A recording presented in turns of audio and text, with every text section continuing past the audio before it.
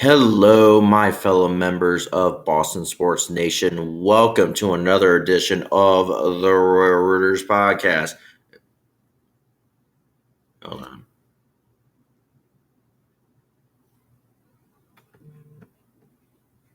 I'm trying to see it. Oh, for hell's bells. Are you kidding me? All right, here we go. Sorry about that. Sorry about the long pause. Yeah, I was like, internet kept cutting out or connection kept cutting out there. All right, so welcome to another edition of the Royal Rooters podcast. It is January the 3rd of 2025 or 2026. Yeah. Well, that intro got effed up quickly. Yeah. Yeah. And we're just on a high right now. Bruins win and the Celtics won too. And that was a nice little rebound because the team that really should have won today didn't win today. This is a non-Boston sports team, but anyway, we'll talk about that later. All right. So we're recapping the Bruins and Canucks game. So that game just got over, and it was kind of one of those back and forth kind of games. Bruins are up 2-1 at one point. I mean, it looked like they were kind of rolling, but then getting in the penalty problems, they couldn't really get back to full 5-on-5 strength. But in the end, they get into overtime, and I gotta say, the kid from Vancouver came up big, and with, I believe, 18 seconds left in overtime before you had to go to a penalty shootout, the kid from Vancouver, Fraser Milton, he ends it, seals the deal. Bruins win 3-2 in Vancouver. All right, as I said, so nothing going on in the first period, basically until Fraser Milton with 16 minutes into the 16 minutes and 24 seconds into the first period, he gets the Bruins up first with a goal and assist from Steves and Hampus Lindholm, make it 1-0 Bruins. And then the Canucks tied it up on an Elias Patterson goal, his 10th of the year, assisted by Horvath and Carlson. It is tied 1-1 with 48 seconds into the second period. And then the Bruins get back on top with 7 minutes and 25 seconds into the second period, thanks to a Lampus Lindholm goal to make it 2-1 Bruins. And that lasted until 18 minutes and 44 seconds into the second period, and the Canucks tied it up 2-2 thanks to a Filip Horvath goal. I forgot who got the assist for the Lindholm goal. It was Pastrnak and McAvoy. Good old Pasta. And then that's where the score would remain 2-2 through basically last few minutes of the second period and all the way into all of the third period. We go into overtime, and with literally 18 seconds left in the overtime before you had to go into a penalty shootout, literally the Vancouver Canuck or the Vancouver kid came up big. Fraser Milton, already having another goal in this game, he decides he's going to be the overtime hero at this point, as he basically gets a rebound goal assisted by Pastrnak and Mason Lohrei. He basically seals the deal. Bruins win 3-2 in OT. So yeah, basically capitalize on a pretty could have been a very not too great night for the Bruins, but they salvaged the win in OT thanks to Fraser Milton. So basically, let's try to go over some stats. I mean, shots on goal, we were Canucks had us like 33 to 22. Face-offs, we were leading at 67.2 to 32.8. Power plays, we're leading at 67.7 to 16.7 for the Canucks. Penalty minutes, sadly, we led that. That's basically what got us into trouble in the first place. 6 minutes for the Canucks and 12 for us. Basically, giveaways, we kind of trailed that too. I mean, shots on goal, we had 6. They had, or well, yeah. Yeah. So basically, the first period, I mean, we had the most shots on goal. In the second period, they did 16. And then, yeah, third period, they did. And then, like, OT, we had the most 2-1. So, all right. And so the stars of the game were Fraser Bidden. He had 2 goals on 2 points, so nice. And then Jeremy Swayman, he basically had 30 saves. This one could be right. I don't know, the ones in overtime count. 33 saves. All right. Oh, no, 31 saves. All right. All right, so pretty good night for him. So, yeah. So nice. All right, pretty good. Which now this puts, so that's pretty cool to see the kid from Vancouver, or kid, he probably grew up oh, oh, I didn't see that. Sorry about that. So, King, I didn't see that. Sorry about that. Well, welcome to the chat. All right. Sorry about that. I just got just reading off the stats. So, yeah, where that puts us now in the wild card Eastern Conference, I mean, that does put us 5th. Wild card wise, but that basically keeps out of the postseason for the most part. So we're literally 46 points, 22, 18, and 2. So we're literally tied right now with the Sabres, Devils, and yes, yeah, hold on, Sabres and Devils right now with 46 points. So literally we're kind of out. We're out of the postseason, but we're kind of outside looking in at this point. So not too bad. Where we are in the Atlantic Division, 5th. As I said, probably behind the Sabres. Sabres are starting to figure it out. Huh. All right. Well, that's it for the Bruins recap. Trying to want to make this short and sweet. All right, the Celtics, just once again, Jaylen Brown, what can I say? The dude is just playing at another level right now. 50 points as the Celtics just roll over the Clippers in LA. They basically just make a basically show out of them. 46-15. Jeez. So yeah, he ties his career high with 50 points. Wow. I mean, I knew he was scoring and he was rolling, but good Lord. Yeah. So the first quarter, basically, Celtics got out to a really good lead. And by the end, I mean, they were just shooting freeze. I mean, Jaylen Brown looked like he was on fire. First quarter, the score was at the end of it 42-28. So they were kind of just steamrolling. Then they kind of let the Clippers back into this game. They started not shooting well, not like they did in the first quarter. And at the end of it, it was. Hold on. I'm sorry about that. All right. Oh, here we are. So at the end of it, it was like 71-60. Crap, it doesn't really show. Yeah, at the end it was 60 or 71-63. So they kind of did let them get back in. Then the third quarter kind of started out a little bad. It looked like the Clippers were going to try to make a little bit of a comeback and try to retake the lead. But thankfully, nothing really happened.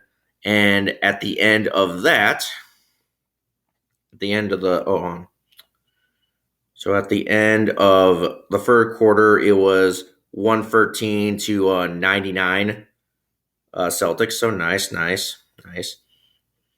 And then that for fourth quarter, Celtics just ran away. Jaylen Brown, and it just looked like at that point, like literally into the middle of the fourth quarter, looked like, yeah, there's no way.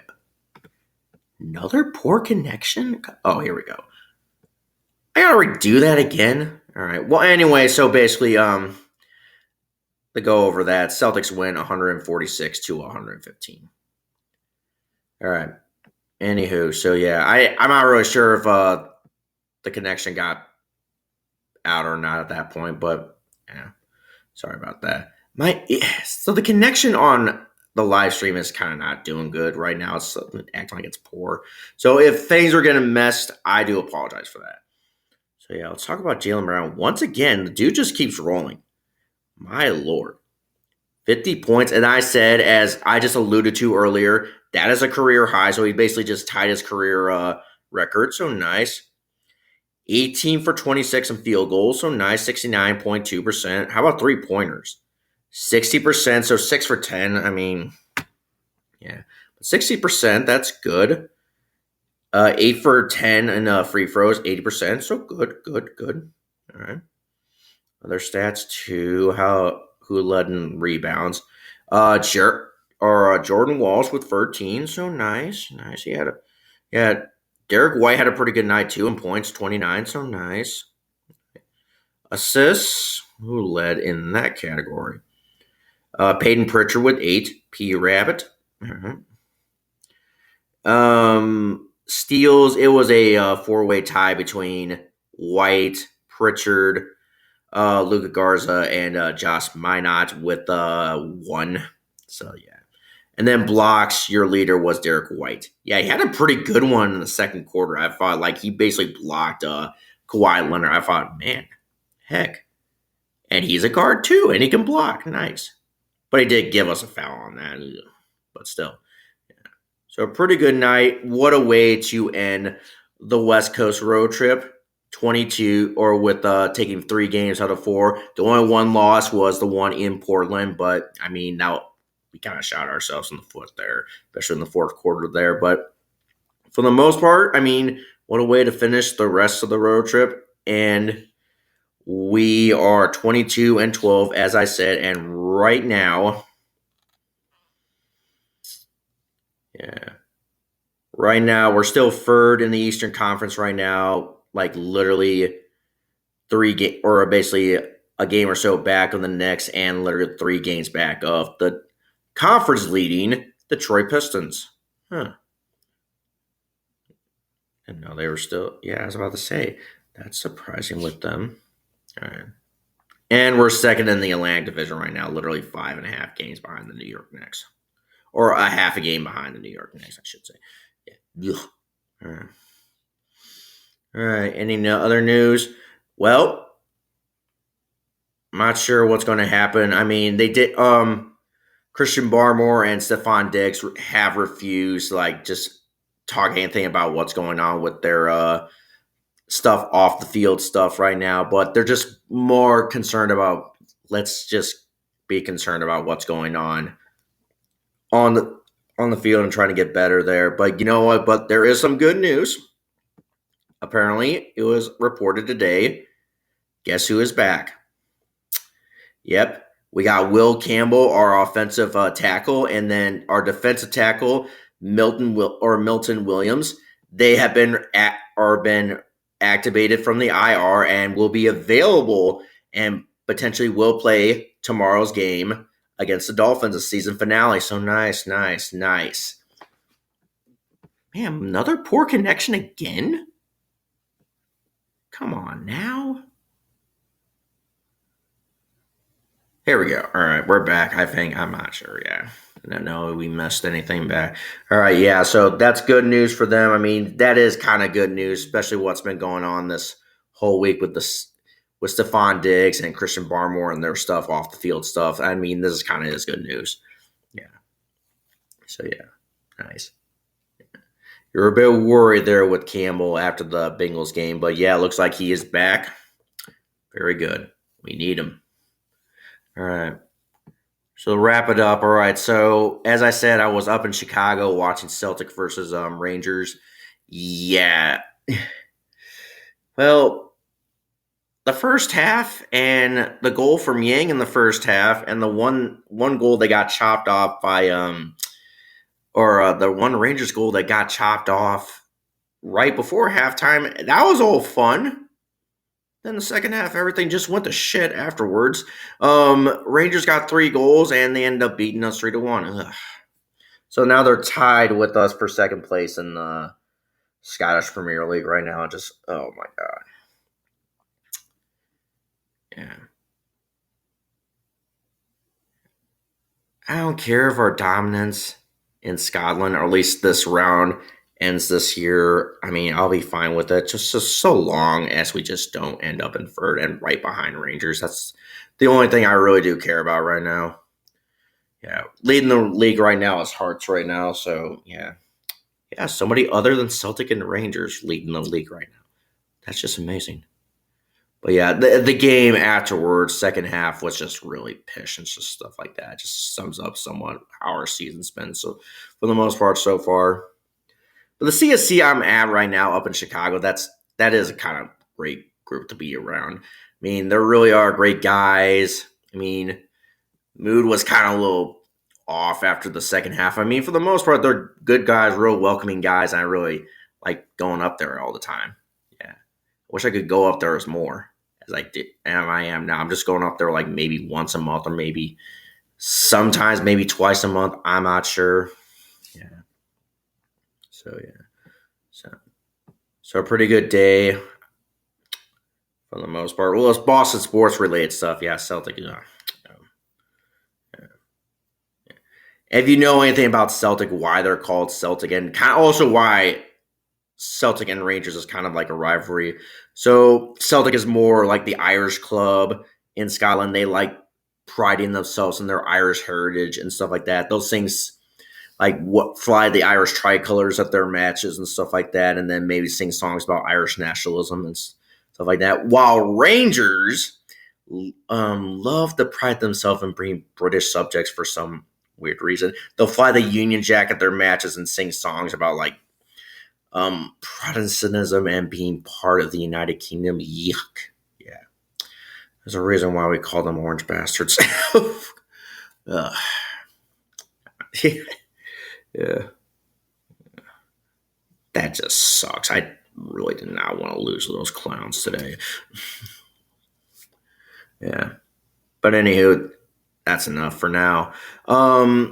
As I said, the only real Boston sports game tomorrow is the New England Patriots, and that'll be at 3:25 start. Well, 3:25 my time, 4:25 whatever West Coast time or East Coast time, whatever time zone you live in. Yeah, that's basically when it will be on.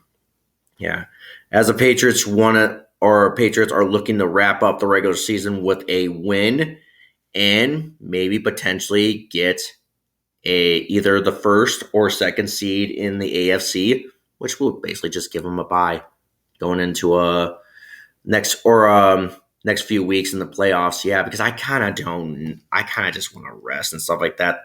Next week with the wild card rounds, I really do not want to play in the wild card rounds, which is kind of looking like probably that's not going to happen, or probably that might not happen. I want to see where we're at. The wild card or basically in the playoff standings. Come on. My God, come on. Oh my God. Ugh. All right. Conference. All right. All right. So we could clinch it tomorrow. We already clinched our division. So either the Jaguars need to lose tomorrow and we need to win our game and everything. Yeah, we would either get either the first or a second seed. Oh, welcome, Mr. Enigma, to the chat. Although we're about ready to wrap up for tonight. I mean, yeah, may come back tomorrow. We'll talk about the Patriots game. But yeah, welcome for joining the chat. Yeah. All right. I think we're going to call it a night.